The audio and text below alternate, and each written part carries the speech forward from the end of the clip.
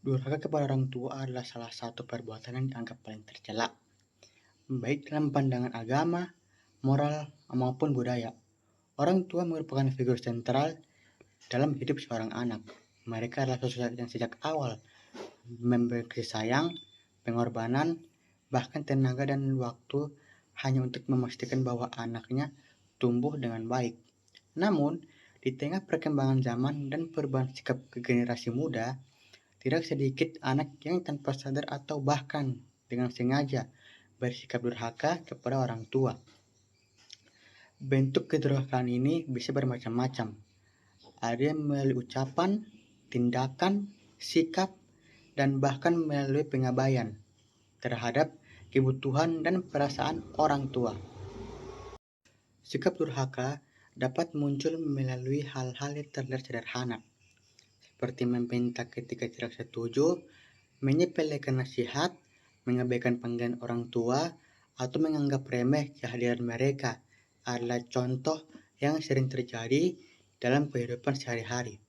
Ada pula anak yang merasa lebih pintar dan lebih tahu, sehingga menganggap saran orang tua tidak lagi penting. Padahal, apapun profesi dan pendidikan mereka, orang tua memiliki pengalaman hidup yang tidak ternilai. Apa yang mereka sampaikan adalah bentuk rasa cinta dan kekhawatiran, bukan sekadar larangan atau batasan yang tidak beralasan.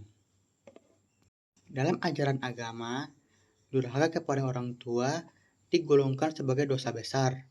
Banyak sekali nasihat yang menyatakan bahwa ridho Tuhan tergantung pada ridho orang tua.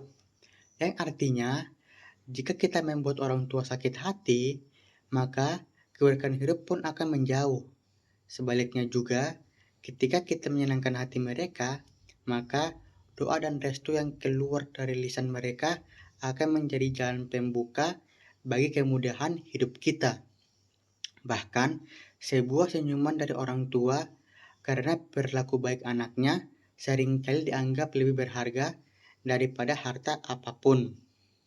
Selain itu, budaya Indonesia secara turun-temurun mengajarkan pentingnya menghormati orang tua. Kita diajarkan untuk berbicara dengan sopan, tidak menyela, tidak meninggikan suara, dan selalu meminta restu sebelum melakukan hal-hal penting.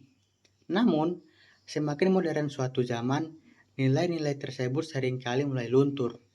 Banyak generasi muda lebih sibuk dengan dunia luar, teman, pergaulan, atau teknologi, hingga lupa bahwa ada orang tua di rumah yang menunggu perhatian. Kedurhakaan juga dapat berdampak buruk bagi diri sendiri. Ketika hubungan dengan orang tua retak, anak sering kehilangan sumber doa dan dukungan moral yang sangat penting. Tidak jarang, seseorang baru menyadari betapa berharganya keberadaan orang tua ketika mereka sudah tidak ada. Saat itulah penyesalan sering muncul, karena kesempatan meminta maaf dan memperbaiki hubungan sudah lewat.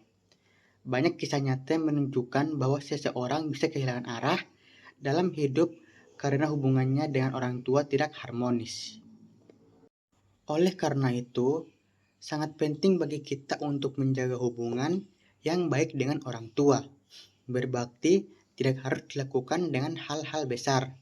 Terkadang, hal sederhana seperti mendengarkan cerita mereka, menyapa setiap pagi, membantu pekerjaan rumah, atau sekedar duduk bersama sudah cukup untuk membuat mereka merasa dihargai.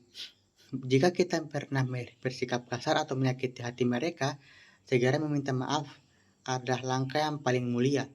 Orang tua pada dasarnya tidak mengharapkan bahasan materi. Yang mereka butuhkan adalah perhatian, penghormatan, dan kasih sayang dari anak-anaknya. Pada akhirnya, durhaka kepada orang tua bukan hanya merugikan mereka, tetapi juga merugikan kita sebagai anak. Hubungan yang baik dengan orang tua adalah fondasi ketenangan hidup. Maka, selama kita masih diberi kesempatan, mari kita hormati dan sayangi orang tua kita. Jangan sampai penyesalan datang ketika segalanya sudah terlambat. Selama mereka masih hadir dalam hidup kita, bahagiakanlah mereka dengan ucapan yang lembut, dengan sikap yang santun, dan dengan tindakan yang menunjukkan bahwa kita adalah anak yang tidak melupakan jasa dan pengorbanan mereka. Sekian dari saya. Wassalamualaikum warahmatullahi wabarakatuh.